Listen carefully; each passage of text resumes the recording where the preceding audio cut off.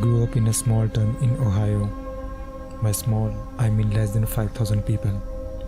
My family and I lived on this 5-acre property of old farmland. When we moved in 2008, nothing seemed off about the property.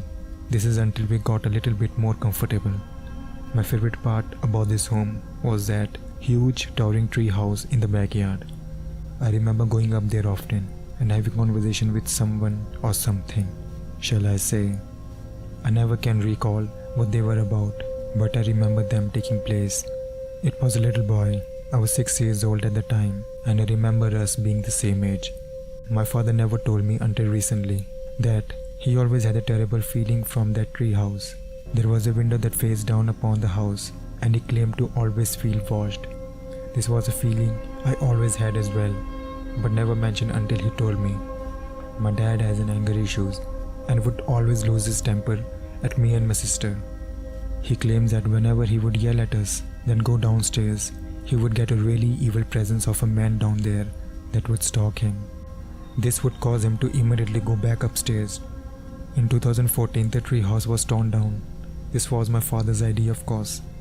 A week or so after this, my father was leaving one of our barn and heading back to the house. The tree house was not more than 50 feet from the barn.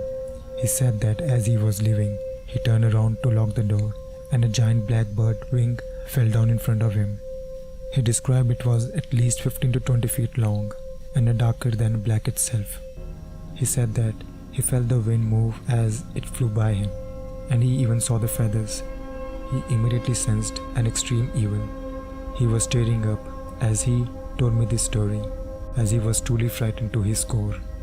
I saw something that I shouldn't have seen that day, and I will never forget it. After that incident, all paranormal events seemed to fade in our house. My personal belief is that this spirit wanted to let him know that he was leaving, but wanted to get the last laugh.